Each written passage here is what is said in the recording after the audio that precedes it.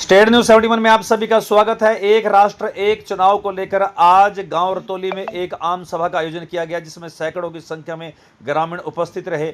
इस सभा में हरियाणा के कैबिनेट मंत्री कृषि मंत्री श्याम सिंह राणा विशेष तौर पर उपस्थित रहे। उससे पूर्व उनके सपुत्र नेपाल सिंह राणा, जो कि एक राष्ट्र एक चुनाव के विभाग के अध्यक्ष हैं, तो उनके द्वारा डिटेल से यहाँ पर चर्चा की गई। एक राष्ट्र एक चुनाव का महत्व बताया गया और श्याम सिंह राणा ने भी आकर अपने विचार रखे।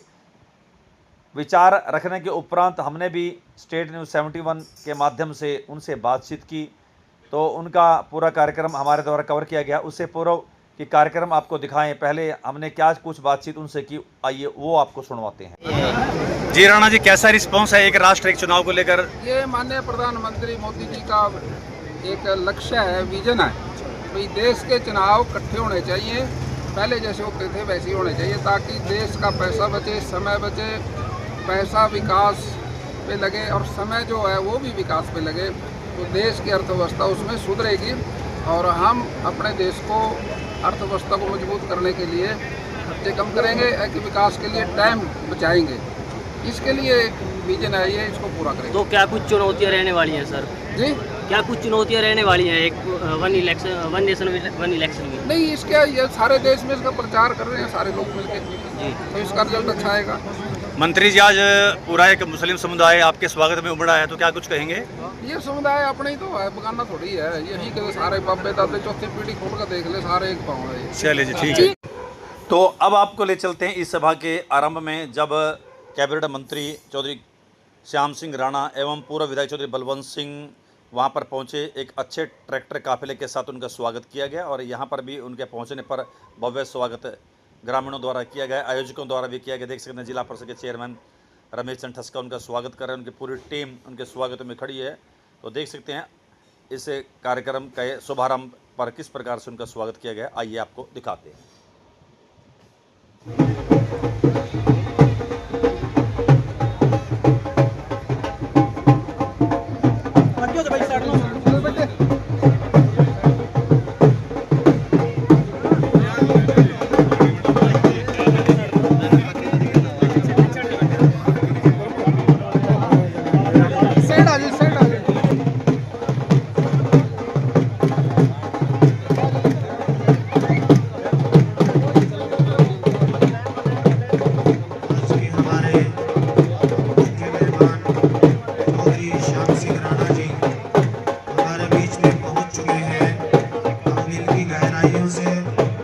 दरमियान में पहुंच चुके हैं, इनका भी हम दिल की गहराइयों से शुक्रिया अदा करते हैं।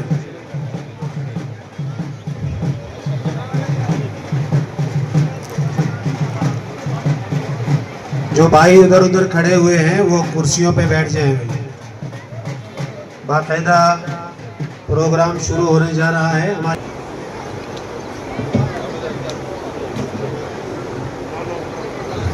चौधरी श्याम सिंह राणा, चौधरी श्याम सिंह राणा, चौधरी श्याम सिंह राणा, पूर्व विधायक चौधरी बलवंत सिंह, हमारे चेयरमैन रमेश ठस्का जी। जैसा कि आप सबको पता है कि हमारे मुख्य मेहमान जिनके इंतजार में आप तकरीबन कई घंटे से बैठे हुए हैं, वो हमारे दरमियान में पहुंच चुके हैं। हम अपने इस हल्का सढौरे के अंदर गांव रतौली में उनका यहां पहुंचने पर शुक्रिया अदा करते हैं कि उन्होंने हमारे एक आवाज़ पे अपने कीमती समय में से समय निकालकर हमारे दरमियान में, हमारे बीच में वो तशरीफ लाए हैं। और उनके साथ साथ पूर्व विधायक चौधरी बलवंत जी, उनका भी हम दिल की गहराइयों से शुक्रिया अदा करते हैं कि जिन्होंने इस प्रोग्राम में ख़ास अहम रोल अदा किया है। और उनके साथ साथ हमारे मौजूदा चेयरमैन चौधरी रमेश ठस्का जी, उनका भी हम दिल की गहराइयों से शुक्रिया अदा करते हैं। और उनके साथ साथ जो भी उनकी टीम, उनके कार्यकर्ता जो भी हमारे इस गांव में रतौली में पहुंचे हैं, उनका हम दिल की गहराइयों से स्वागत करते हैं, शुक्रिया अदा करते हैं। और जो इंतज़ामिया कमेटी जिन्होंने इस प्रोग्राम के लिए रात दिन मेहनत की है, इसकी व्यवस्था की है, उनका भी हम सब लोग दिल की गहराइयों से शुक्रिया अदा करते हैं।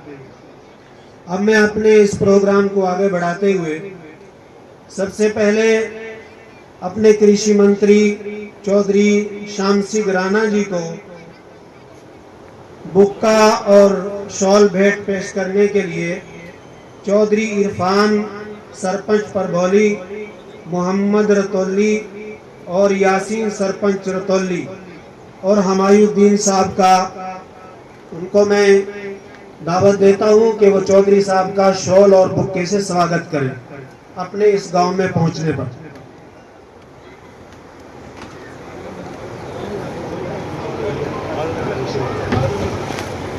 सामने देख जी।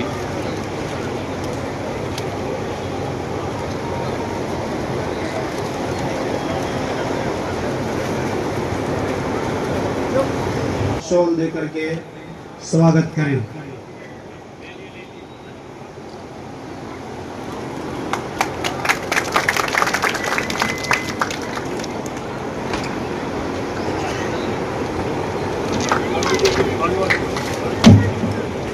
गुरविंदर चौधरी और नरेश जी बिलासपुर।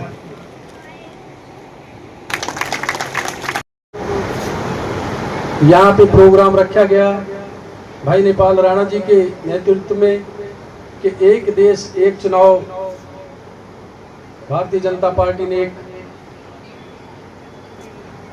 आपके बीच में लेकर के आए हैं कि देश के ऊपर जब भी चुनाव आता है हजारों करोड़ों रुपए की तादाद में खर्चा आता है। इसको मद्देनजर रखते हुए सरकार ने आपसे सुझाव मांगे हैं। सभी चाहे जिला पंचायत है, जिला परिषद है, सभी सरपंचों से और सभी संस्थाओं से रेजुलेशन सर्वसम्मति से गए हैं और ये जो देश का चुनाव का खर्चा है ये कम होगा, क्योंकि जब भी चाहे पंचायत का चुनाव हो चाहे कोई भी चुनाव हो फिर आचार संहिता लग जाती है। अभी पीछे आचार संहिता खत्म हुई, अभी फिर उपचुनाव की आचार संहिता 15 जून तक लगी हुई है। तो इसलिए मेरा भी सुझाव है और सभी हमारे भाजपा के जितने भी नेतृत्व है सभी का एक सुझाव है कि एक देश एक चुनाव होना चाहिए। मैं एक भारत श्रेष्ठ भारत और जो दूसरा प्रोग्राम है जिनके संयोजक राणा जी हैं वो है एक देश एक चुनाव। आपको हमारे से पहले ही राणा जी ने सारी बात बताई।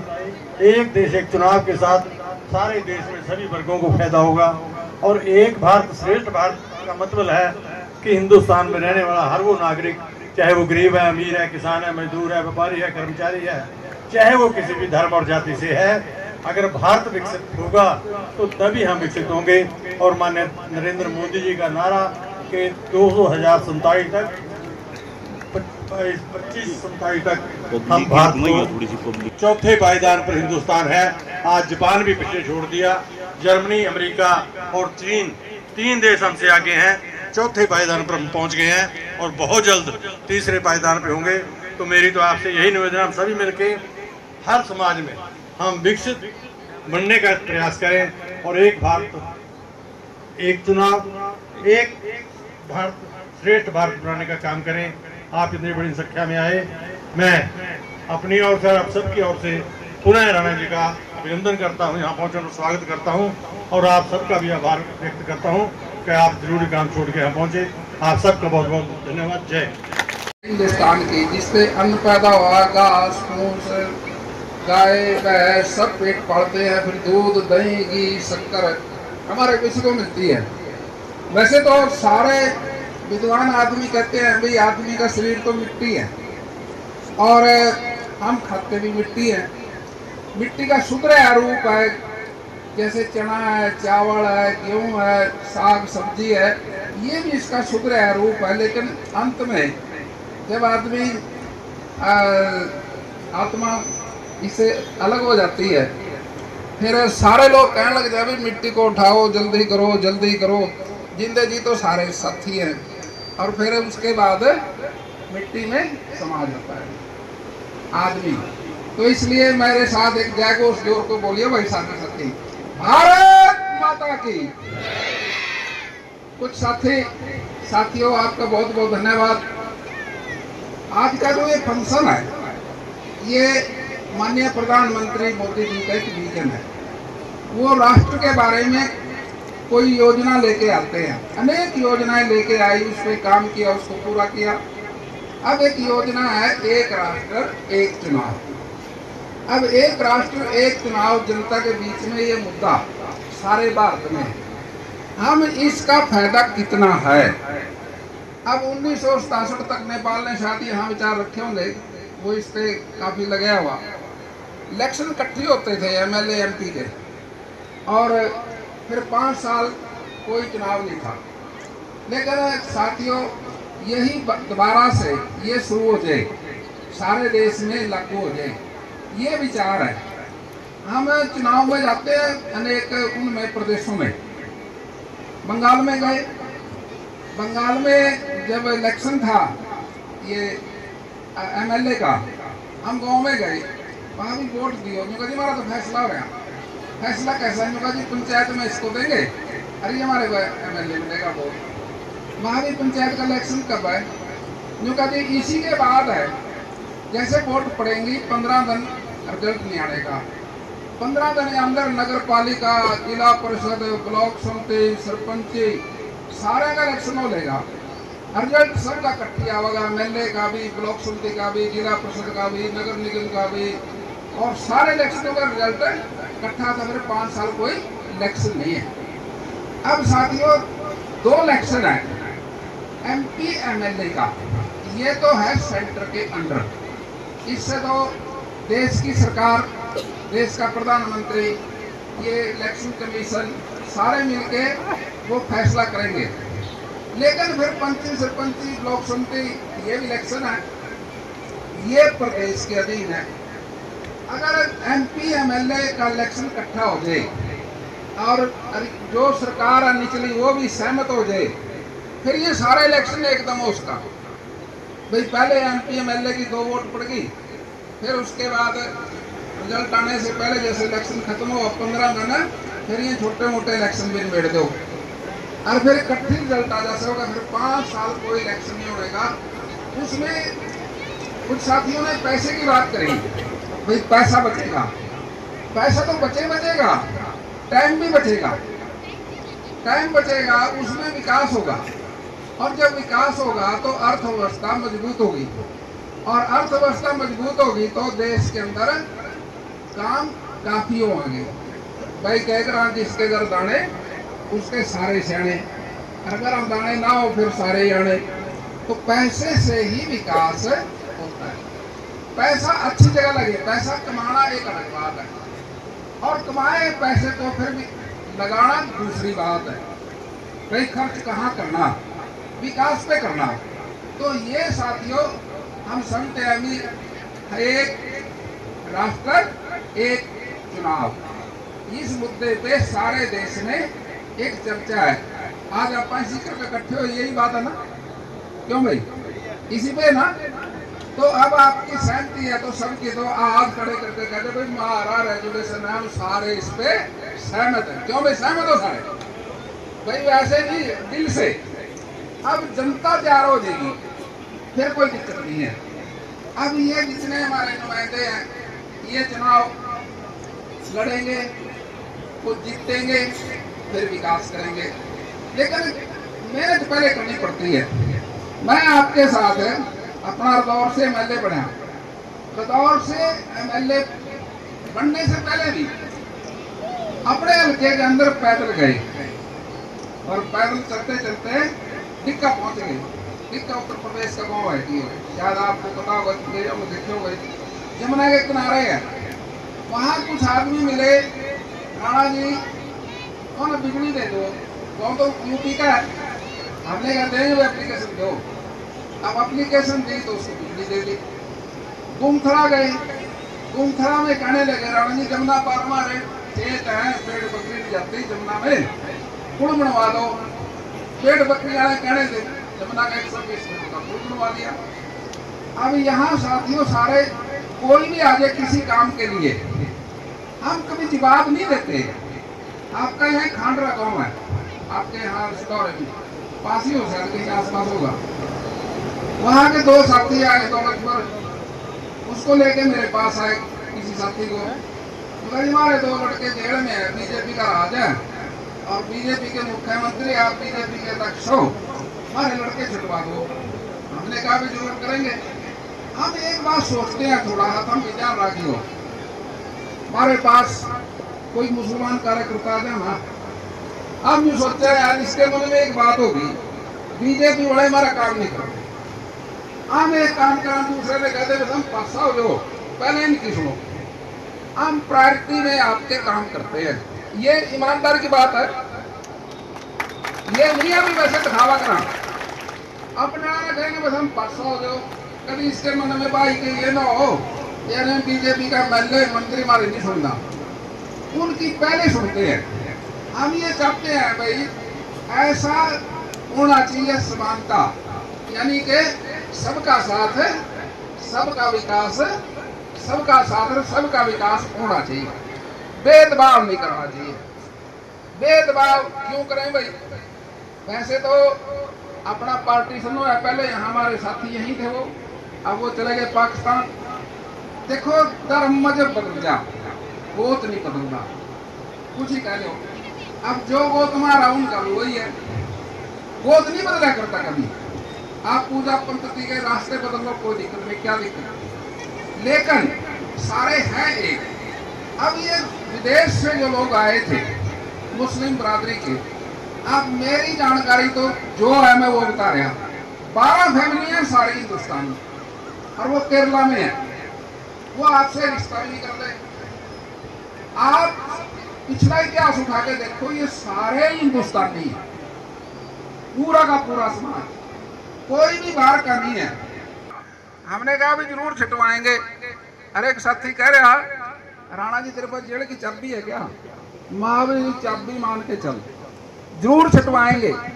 हम शिमला के मुख्यमंत्री पे गए, हिमाचल प्रदेश के मुख्यमंत्री पे, हमने कहा जी 2 लड़के हमारे मुसलमानों के 22 साल से जेल में हैं, और जो सरकार चाहे मंत्रिमंडल में पास करके गवर्नर के साइन करा के उनको छुड़वा सकती है। तरीका तो ये है, राणा जी चिंता ना करो, पहले रोजे तो बाहर आ जाएंगे।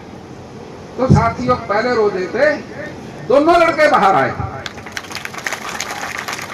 वो कहने लगे भाई राणा जी की तो बड़ी चला, भाई हमारी नहीं चला थी, ये सरकार थी बीजेपी की, और उसने हमारा सम्मान किया। हम थे हरियाणा के और वो थे हिमाचल के। ये देश साथियों सारा जहां जहां भारतीय जनता पार्टी की सरकार है, कोई एक छोटे से छोटा वर्कर भी वहां चला जाए तो उसकी भी उतनी मानते हैं जैसे अपने प्रदेश के किसी कार्यकर्ता की। ऐसा नहीं है, भारतीय जनता पार्टी सारे देश में जहां जहां भी है वहां कार्यकर्ता की बात को, दूसरे प्रदेश के कार्यकर्ता की बात को सुनते हैं।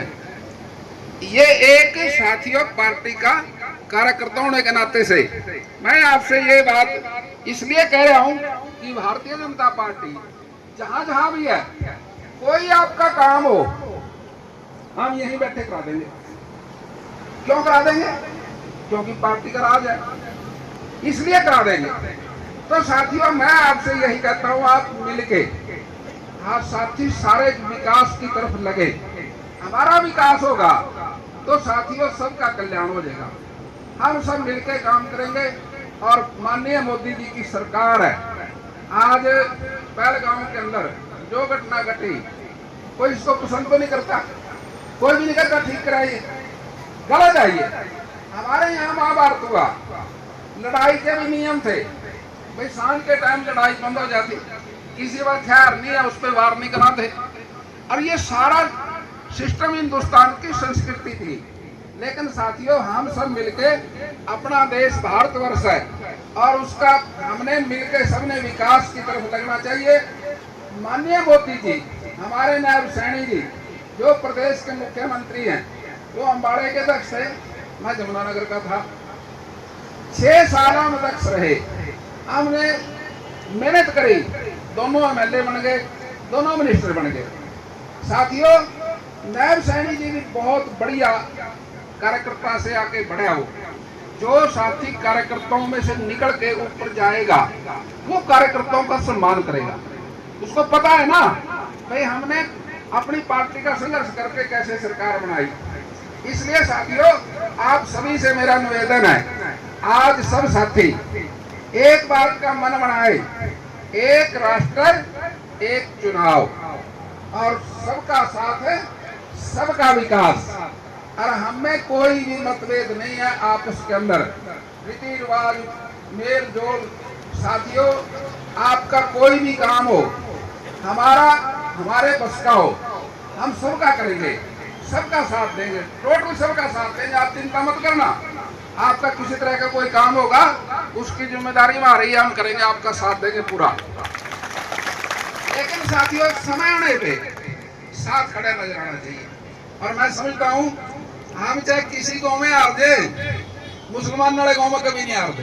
ये बैठे हैं राशिद, ये पूरे बूथ के बूथ जिता के जावा, सारा साथी साथ रहते हैं लोग, ये सब मन से तन से साथ जुड़े हैं। और फिर साथियों, उसका सम्मान भी उतना ही है, ऊपर से लेकर नीचे तक कार्यकर्ता का सम्मान है। मैं समझता हूँ भाई अब पूजा पाठ का भी टाइम होने वाला है और आप लोग काफी देर से बैठे हो। मैं समझता हूँ भाई आप लोगों यहाँ आए, इतना बड़ा प्रोग्राम किया जिन लोगों ने, मैं समझता हूँ उनका बहुत बहुत धन्यवाद, बहुत बहुत शुक्रिया। और देश की योजना के अंदर जिन्होंने ये योगदान दिया, एक राष्ट्र एक चुनाव, वन नेशन वन इलेक्शन, ये साथियों आपने जो समर्थन किया, इसका मैं आपका बहुत बहुत आभारी हूँ। बहुत बहुत धन्यवाद। जय हिंद, जय भारत। एक राष्ट्र एक चुनाव को लेकर इस आम सभा में नेपाल सिंह राणा ने क्या कुछ कहा, तो आइए अब आपको वो भी सुनवाते हैं। पिछले 30 सालों से ऐसा कोई साल नहीं जिसमें अपने देश में किसी न किसी राज्य में चुनाव ना हो रहे हो। तो इसका नुकसान सबसे ज्यादा अपने देश की आर्थिक मजबूती को कमजोर करने का काम ये व्यवस्था करती है। इसीलिए एक देश एक चुनाव का होना बड़ा जरूरी है। अब एक देश एक चुनाव का विषय क्या है? विषय ये है कि 5 साल में लोकसभा और विधानसभा के चुनाव इकट्ठे हो और फिर 5 साल सरकार किसी की भी बने और पूरी मजबूती से पूरे 5 साल देश के विकास के लिए काम करे। आप लोगों ने सुना होगा पिछले अभी जो चुनाव गए, इसमें 1,35,000 करोड़ रुपया सरकार का खर्च हुआ और लगभग 3 लाख करोड़ रुपया राजनीतिक दलों का खर्च हुआ। ये कुल मिलाकर के लगभग 4.5 लाख करोड़ रुपया ऐसा है जो चुनावों में खर्च होता है। ये 4.5 लाख करोड़ रुपया देश की 1% जीडीपी को प्रभावित करने का काम करता है। और इसको आप पढ़े लिखों की भाषा में या इकोनॉमिक की भाषा में कह सकते हो, ये एक वेस्टफुल इकोनॉमी है, ये कोई काम नहीं आती। ये सारा पैसा जो चुनावों में खर्च होता है बार बार, अगर जो ये पैसा सरकार की योजनाओं के माध्यम से चुनावों की बजाय डेवलपमेंट के काम में खर्च होगा तो निश्चित रूप से देश के विकास को गति मिलेगी। तो साथियों, 2018-19 में दिल्ली में अनेक पॉलिटिकल पार्टियों की बैठक हुई, जिसमें कांग्रेस भी थी, सीपीआई भी थी, सीपीएम भी थी, जेडीयू भी थी, बीएसपी भी थी, देश की अन्य राजनीतिक पार्टियां भी सब में शामिल थी। और उनकी बैठक में उन्होंने भी निर्णय किया था कि देश में लोकसभा और विधानसभा के चुनाव इकट्ठे हों। इसीलिए साथियों, भारतवर्ष में देश के कोने कोने में इस विषय को लेकर के समाज के सभी लोगों में इसकी चर्चा करनी जरूरी है। आप लोगों के बीच में भी इस बात की चर्चा करनी जरूरी है। आप लोगों ने देखा होगा अभी कुछ दिन पहले जो चुनाव हुए, पहले लोकसभा के चुनाव हुए और उसके 3 महीने बाद विधानसभा के चुनाव हुए हरियाणा में, और उसके 3 महीने बाद नगर पालिका और नगर निगम के चुनाव हुए। और उसका परिणाम यह हुआ नगर पालिका और नगर निगम के चुनाव में वोट परसेंटेज कितनी रही। अपने यमुनानगर में नगर निगम के चुनाव में 48 से 49% वोट पोल हुई और सोनीपत के अंदर तो मात्र 25-26% वोट पोल हुई। जब वहां पर लोगों से पूछा गया इसका क्या कारण है भी जो इतनी कम वोट डली, तो लोगों का मानना है ये जो बार बार चुनाव होते हैं, इन चुनावों की प्रक्रिया से लोगों का मन भी उब गया।